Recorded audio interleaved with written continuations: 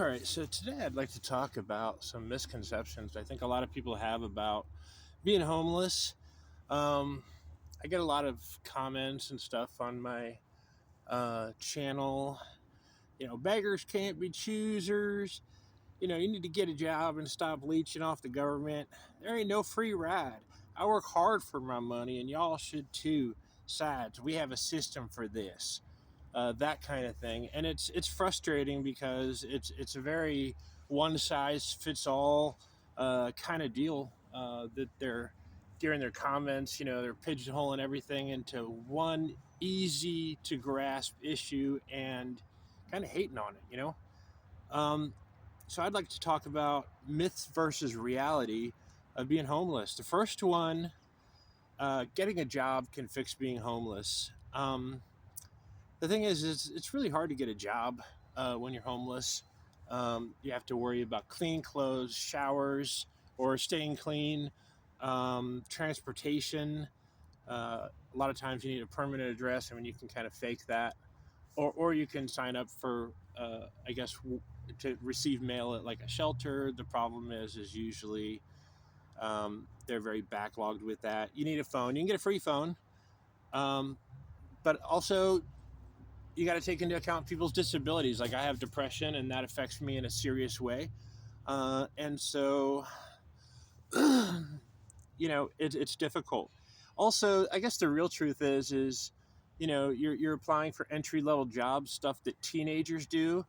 Teenagers can barely afford stuff on an entry level job. How am I going to get a place that around here is $1,500 plus bills, first, last, and deposit on an entry level job? It's just not really doable. It's not something that's possible, I don't think, on an entry level job. I mean, you try, but, you know, the conditions have got to be right. Myth number two, homeless people are lazy. Um, uh, I guess the reality is, I'm not going to say that being homeless is hard because it just, like right now, you know, it's fine, I suppose. But you're cold and wet, and sometimes you're sick. You're sick, mentally exhausted. Um, it's not easy. A lot of times you have to walk a lot of miles on a daily basis, which you get used to, I suppose. But then you're tired. Like for instance, if I want to go to like a food pantry, because as I've said before, EBT is not enough money to get through the month. Sorry, it's just not. And even if you're budgeting it, it's just not a lot of money. And so you end up going to a food pantry the last week or two of the month, and you go there and you're carrying a backpack full of the stuff that you value, that you don't want to lose, your electronics, your toiletries, just little things that. Oh yeah, you're also carrying empty bottles because everywhere you go you got to refill water. um, and so you're carrying a gallon worth of water every day plus your stuff. Then you go to the food pantry or clothing pantry or whatever, and you load up on whatever you can there after waiting in line for an hour or two. And then you're done. And then let's say you're getting a bus back or whatever, you still got to walk to the bus stop, which is usually a little bit of ways. And then you're carrying like canned food, which is the only thing that they really, I mean, they have other stuff, but for the most part you're getting canned food, stuff that's going to last, right? And so uh, it's just you're lugging this stuff around. It's a pain and it's exhausting, to be honest with you. Something that going to the grocery store for somebody in an apartment that has a car and stuff takes 30 minutes to an hour. It takes you all day, and it's just uh, it's not something that's cut out, that if you're lazy you can be cut out for. Myth number three, we have a system for helping the homeless. I get this one a lot. It's like, well, we have shelters, we have this. The thing is we really don't. We have shelters, but they're dirty, they're dangerous. I think I stayed at one in Texas years ago, and it was okay. It was kind of in a smaller town. But in bigger cities, they have a lot of weird rules, and um, I'd rather spend the night outside than have to deal with that crap. Also, um, the system for getting back on your feet, like if I want to sign up for housing, it's going to be 1 to 5 years. you know Women and children, of course, they get like priority. They jump ahead in the line from you, or people with severe physical disabilities, they get put in line ahead of you. Okay, I get that, but it's just and I take advantage of food stamps. I don't really take advantage of anything else, but it's near impossible to get on back on your feet using the system uh, in a timely manner. I mean, if I'm looking at 3 to 5 years, sure, that's a possibility, I suppose. I can get Section 8 housing. I can stay at a shelter. It's just this process. Hurry up and wait, and then wait some more. Um, Myth number 4: if homeless people wanted to, they could pull themselves out of being homeless. Okay. Imagine just trying to get a job when you have no address, you have no phone number. Well, you do have a phone number, you can get a free phone. No shower, no clean clothes. Then there's mental, physical, mental, physical disabilities, emotional health. Uh, you know, the thing is it's difficult. Um,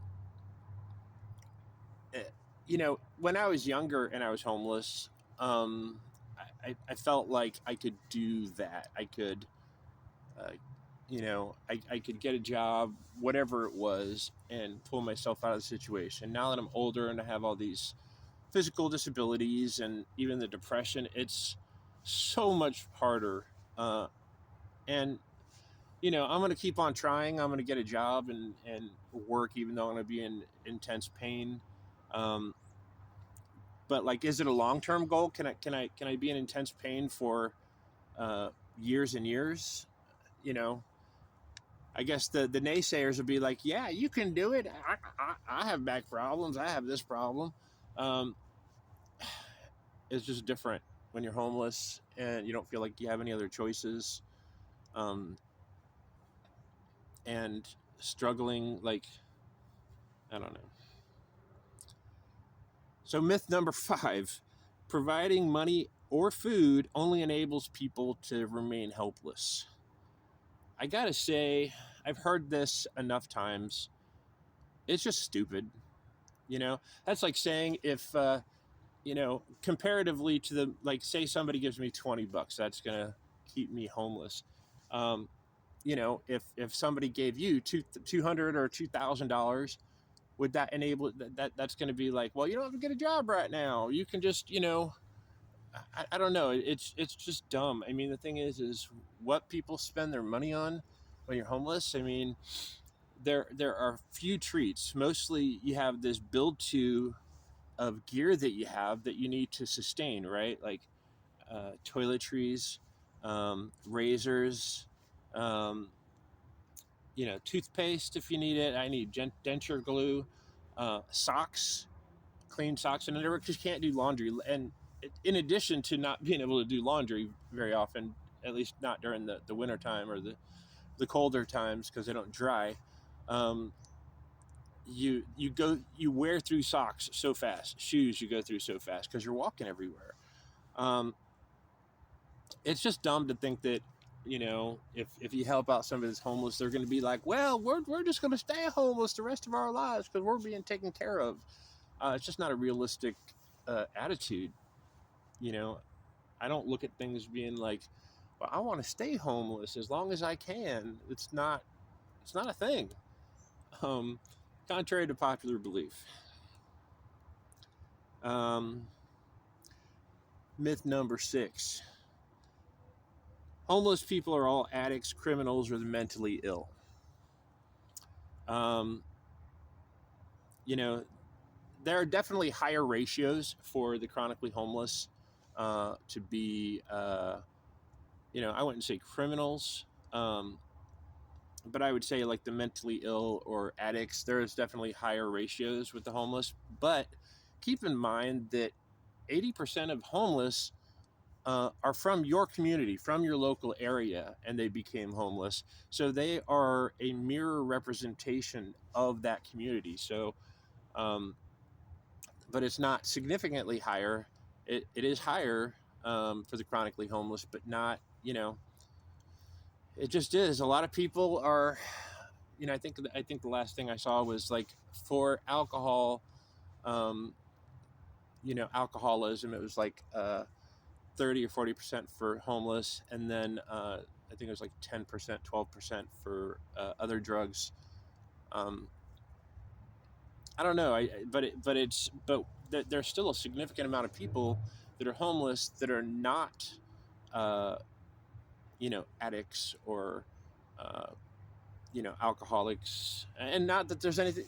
I'm just saying that everybody's got their thing. Um, we all make do in life the best we can, whatever life throws at us. And you could even argue that alcoholism or drug addiction is mental illness. Their brains are uh, uh, wired in such a way that they have a predisposition for that. Um, so I don't know. Giving money to the homeless will just be spent on drugs and alcohol. When you're homeless, you got to take your perks when you get them. Um, Most people, like I said, spend money on um, socks, underwear, hygiene, getting a bus somewhere, maybe getting a hot meal. Sometimes getting a hot meal trumps everything, because when you're cold outside, being able to go in somewhere and hang out for a little bit without being looked at all weird because you got food in front of you, right? People aren't going to be like, you need to get out of here. Homeless people, go. You know, um, but when you're when being able to go in somewhere and get warm for a while, that's important. Um, as far as spending it on drugs and alcohol, I mean, I during the holidays, I bought a bottle of rum for like $10. Um, Everybody's got their own stuff they're dealing with. Um, I'm not really an alcoholic or an addict, I don't think, and so for me, it's not as high as a priority. But like, for instance, I am a smoker, and I buy big bags of tobacco for fairly cheap and smoke them out of a pipe. And so if I start running low on that, I start getting scared, because that's my one thing that keeps me sane and able to handle all of this. If I didn't have cigarettes, I mean, I can always go and look for shorties on the side of the road and stuff, but that's stressful too, because it's wet weather, and anyway. But if somebody goes out and buys a fifth, or a couple of beers, or a couple of joints or something, like, that's their sanity. But are they going to spend it all on that? I don't think so. I haven't met any homeless people here that, if they're given money, they spend it all on whatever um, their thing is. You know what I mean? They spend it on getting new gear. They spend it on getting a warmer jacket, socks, stuff like that. Um, Number 8 uh, is never going to happen to me. Um, there was a study done a couple of years ago. Um, Americans nowadays are 1 to 2 paychecks away from being homeless. Um, and it's not always about money. Sometimes it's about, like, just not having any friends or family that can help. Maybe have a hospital stay. Shit happens. Um, you know, Becoming homeless is, I think, easier as the years go on, especially with, you know, like groceries. Everything's become doubly expensive. Like a couple years ago, there was a gas hike or whatever, diesel gas, regular gas, and everything doubled because to pay for that. But when the gas went back down, everything's still the same price. And since everything doubled, did everybody get like a double increase in pay? Did they get a raise? No. So and also housing is just so expensive, you know. We as capitalists, right, in America are just like, yeah, well, I'm just going to do it so I can make money. I don't care if it stays empty for a little bit longer. It's just, you know, the old days of having affordable housing is just not a thing anymore. Maybe in smaller towns, but like here, um, you know, $1,500 minimum, first last deposit, equal amounts, not like $100 deposit like we used to do back in the olden days. Um, it's expensive, and so um, I see the homeless trend is going to be going up because who can afford that? Who can sustain that? Um, Number nine, people choose to be homeless. That's the myth.